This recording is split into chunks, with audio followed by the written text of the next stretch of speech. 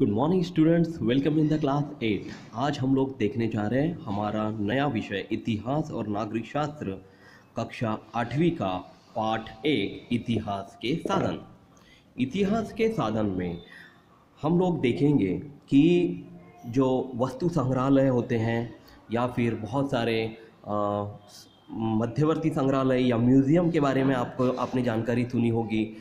उसमें ऐसी कौन सी चीज़ें रखी गई होती है, तो मैं आपको ये बताना चाहूँगा कि उसमें बहुत सारी प्राचीन वस्तुएं रखी गई होती हैं। बहुत सारे जो सेनानी होते हैं, सैनिक होते हैं या फिर राजे महाराजे होते हैं, उनके जो युद्ध में उपयोग में लाए जाने वाले साधन होते हैं। मान लीजिए कि वो कोई अपना तलवार हो सकते हैं या भाला हो सकता है ना, या फिर जो उन्होंने अंदर दुश्मन से बचाव करने के लिए पहना हुआ कोई कोट हो सकता है, या कोई युद्ध में अपनाया गया कोई हथियार हो सकता है। ऐसे अन्य बहुत सारे हथियारों के बारे में जानकारी हम लोग इतिहास के साधनों में देखेंगे। तो यहाँ पे मैं सबसे पहले आपको बताना चाहूँगा कि इतिहास के साधन में जैसे आपको ये यहाँ पे संग्रहालय के बारे में आपको जानकारी बताई गई है, तो हमारे नागपुर में भी ऐसा एक संग्रहालय है जिसका नाम है मध्यवर्ती संग्रहालय, जो नागपुर में ही स्थित है। वहाँ पे बहुत सारी वस्तुएं रखी गई हैं, बहुत सारी छायाचित्र रखी गई हैं और उन सभी का जतन किया गया है, उनको संरक्षित रखा गया है। और इसको हम लोग म्यूज़ियम भी कहते हैं बेटा। तो वस्तु संग्रहालय और इतिहास में आपको यहाँ पे एक जो संग्रहालय आपको यहाँ पे दिखाया गया है बेटा, वो है पुणे का आगा खां पैलेस। ठीक है, आगा खां पैलेस यानी कि जिसमें इतिहास की बहुत सारे वस्तुएं रखी हुई हैं। इतिहास के अध्ययन हेतु वस्तु संग्रहालय द्वारा विभिन्न वस्तुओं, चित्रों, छायाचित्रों जैसी विविध वस्तुएं संरक्षित रखी जाती हैं। ऐसी वास्तु को वस्तु संग्रहालय कहते हैं। पुणे के आगा खां पैलेस में स्थित गांधी स्मारक संग्रहालय में हम महात्मा गांधी द्वारा उपयोग में लाई गई वस्तुओं, दस्तावेजों को देख सकते हैं। जैसे यहाँ पे आपको जानकारी बता गई है बेटा कि पुणे के आगा खां पैलेस में स्थित एक गांधी स्मारक है, गांधी स्मारक संग्रहालय है, जिसमें महात्मा गांधी ने उपयोग में लाई हुई बहुत सारी चीज़ें यहाँ पे बताई गई है। वैसे मैं आपको बताना चाहूँगा कि कुछ साल पहले हमारी जो ट्रिप गई थी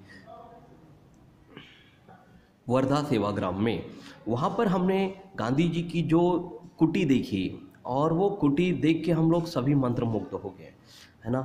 और वहाँ पे गांधी जी जो वस्तुएं अपनाते थे, जो वस्तुएं पहनते थे, जो वस्तु उन्होंने यूज़ की हुई है, उन सभी को संग्रहालय में वो बापू कुटी में बहुत अच्छे से संभाल कर रखा गया है। तो वो भी एक तरह का संग्रहालय ही है।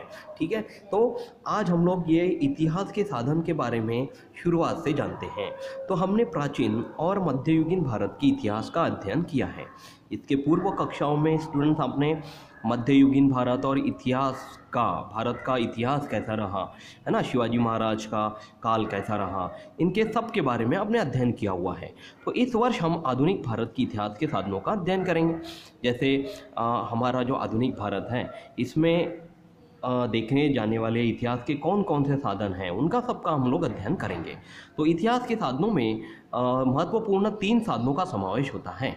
पहला है बेटा भौतिक साधन, दूसरा है लिखित साधन और तीसरा है मौखिक साधन।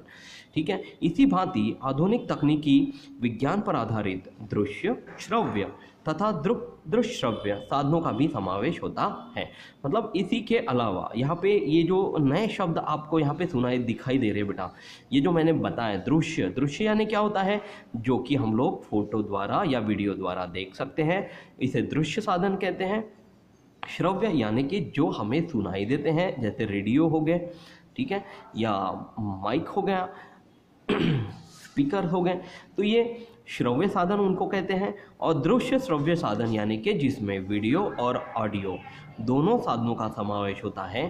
ठीक है, मतलब जो वीडियो हमको दिखाई भी दे सकता है और सुनाई भी देता है, उन सभी को हम लोग दृश्य श्रव्य साधन कहते हैं। तो इतिहास के साधनों में जैसे भौतिक, लिखित और मौखिक साधन हैं, वैसे ही दृश्य, श्रव्य और दृश्य श्रव्य साधनों का भी समावेश होता है। तो इन सभी साधनों में सबसे पहला महत्वपूर्ण भौतिक साधन अभी आज हम लोग बात करेंगे भौतिक साधन के बारे में। तो ये भौतिक साधन क्या है? तो इतिहास के भौतिक साधनों में विभिन्न वस्तुओं के सिक्कों, प्रतिमाओं और पदकों आदि साधनों का समावेश किया जा सकता है। अब देखिए बेटा, ये जो साधन मैंने आपको यहाँ पे समझा कर बताया, इन सभी साधनों में अलग अलग वस्तुएं संरक्षित की गई है। जैसे एक चार्ट आपको मान लीजिए कि बनाने के लिए बोला गया कि दिखने वाली और सुनाई देने वाली चीज़ें अलग अलग करके लिखिए, वैसे ही भौतिक साधनों का भी और लिखित साधनों का और मौखिक साधनों का ऐसा अलग अलग वर्गीकरण किया गया है कि जिसमें भौतिक साधनों में वस्तुएं, सिक्के, प्रतिमाएं और पदकों को स्थान दिया गया। ठीक है, ये आपको जो प्रश्न है ये परीक्षा में पूछा जा सकता है कि भौतिक साधनों में आने वाली वस्तुएं या ये भौतिक साधनों के नाम लिखिए, ऐसा अगर कहा गया तो आप यहाँ पे आराम से लिख सकते हैं कि इनमें विभिन्न वस्तुएं, सिक्के, प्रतिमाएं और पदकों का समावेश होता है। अब देखिए बेटा, भौतिक साधन में आपको यहाँ पे एक नया भाग आपको यहाँ पे बताया गया है, वो है बेटा भवन और वास्तु। अब जैसे कि भवन और वास्तु के बारे में अगर मैं बोलना चाहूँ तो भवन, बहुत सारे भवन आपको पता है, लेकिन ये 7 अजूबे जो हैं दुनिया के, उसके अंदर एक बहुत सुंदर सा एक भारत में बना एक भवन है जिसको हम लोग आगरा का ताजमहल भी कहते हैं। तो ये बहुत बड़ा वास्तु और भवन एक तरह का संग्रहालय है और उसमें हम लोग प्राचीन काल की रूपरेखा देख सकते हैं। प्राचीन काल में उस वास्तु को किस तरह से बनाया होगा उसके बारे में हम लोग चर्चा कर सकते हैं, जानकारी प्राप्त कर सकते हैं, क्योंकि उसमें पाए जाने वाले जो संगमरवरी पत्थर हैं वो आसपास में कहीं पे भी नहीं है। उनको कहाँ से मंगाया गया था? बहुत दूर दूर राज्यों से, देशों से, अफगानिस्तान से, राजस्थान से, बंगाल से, वहाँ पे चीज़ें मंगा कर वहाँ पे घोड़ों से, हाथियों से और बहुत सारे कारीगरों से उस वास्तु का, भवन का निर्माण किया गया था। तो यहाँ पे आधुनिक भारत का ऐतिहासिक कालखंड यूरोप के और विशेष रूप से अंग्रेज सत्ताधीशों और भारतीय रियासतदारों की शासन व्यवस्था का कालखंड माना जाता है।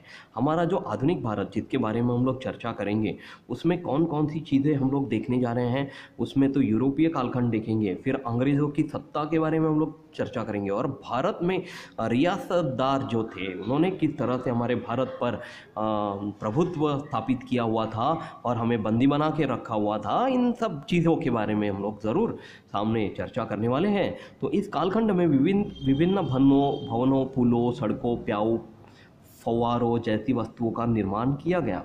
तो इन कालखंड में देखिए बहुत सारे पुल बने बेटा, भवन बने, सड़कें बनी, प्याऊ बने, फव्वारे बने, है ना। हमारे नागपुर में भी एक फव्वारा चौक है, वहाँ पे भी फव्वारा नहीं निकलता लेकिन अच्छा खासा फव्वारा चौक बना हुआ है। तो वो भी हमारा एक शिल्प है जो कि नागपुर की पहचान है। तो इन भवनों में प्रशासनिक कार्यालयों, अधिकारियों, नेताओं तथा क्रांतिकारियों के आवासों, रियासतदारों के रजवाड़ों, किलों, कारावासों जैसी इमारतों का समावेश होता है। तो इन भवनों में देखिए नेताओं के, क्रांतिकारियों के, रियासतदारों के, रजवाड़ों के, किलों का समावेश हमको देखने में मिलता है बेटा। जैसे कि शिवाजी महाराज का शिवनेरी किला है, फिर बहुत सारे किलों के बारे में आपने जो पिछले इतिहास में जानकारी प्राप्त की, वो सभी ये भवन जो हैं वो गवर्नमेंट ने अपने अख्तियार में ले लिए, उसको संग्रहालय बना लिया है बेटा। और जो भी इन संग्रहालयों को, इन किलों को देखना चाहें वो हमेशा खुले रहते हैं। तो इन वस्तुओं में अनेक भवन अथवा इमारतें आज अच्छी स्थिति में देखने को मिलती है। तो देखिए बेटा, ऐसे बहुत सारे भवन हैं नेताओं के या रियासतदारों के, रजवाड़े या किले, वो अभी भी उनकी जो इमारतें हैं वो बहुत अच्छी स्थिति में देखने के लिए मिलते हैं। तो कुछ वस्तुएँ राष्ट्रीय स्मारक के रूप में घोषित की गई है, तो कुछ भवनों में संग्रहालय स्थापित किए गए हैं, जैसे अंडमान की सेल्युलर जेल। देखिए भैया, काला पानी की सज़ा जो आपने कभी नाम सुना होगा, तो वो अंडमान और निकोबार में था बेटा। वो छोटे छोटे बेट हैं जो भारत देश के ही अंग हैं।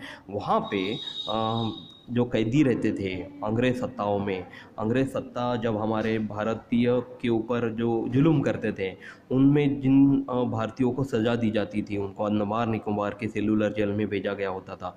तो वो जो जेल हैं अभी भी अच्छे से संग्रहालय के रूप में स्थापित करके बनाई गई हैं, अच्छे से रखी गई है बेटा, ताकि जो भी आने वाले पर्यटक हो उनको देखने में आसानी हो। तो यदि हम इन वास्तु स्थानों पर जाते हैं तो हमें तत्कालीन इतिहास, स्थापत्य शास्त्र और वास्तु के स्वरूप के आधार पर तत्कालीन आर्थिक संपन्नता के विषय में जानकारी मिलती है। तो यदि हम लोग इन स्थानों पर पहुंचते हैं तो हमें ज़रूर कि वहाँ का इतिहास या फिर जो हमारे बहुत अच्छे यादगार ऐसे स्वतंत्र सेनानी थे विनायक दामोदर सावरकर, उनको वहाँ पे कैद किया गया था, बंदी बनाया गया था अंडमान निकोबार में। तो उन्होंने लिखी हुई बहुत सारी कविताएं, लेख वहाँ पर अभी भी मौजूद है बेटा उनकी दीवारों पे।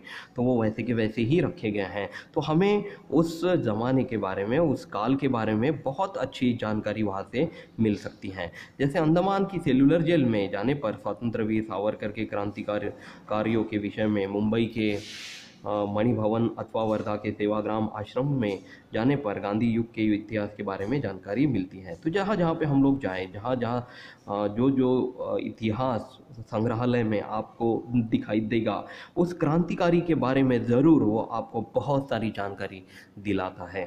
ठीक है, तो अभी यहाँ पे हम लोग समाप्त करते हैं। अगले वीडियो में हम लोग ज़रूर मिलेंगे प्रतिमाएं और स्मारक के साथ। तब तक अपना ख्याल रखिए। Thank you class, take care, bye.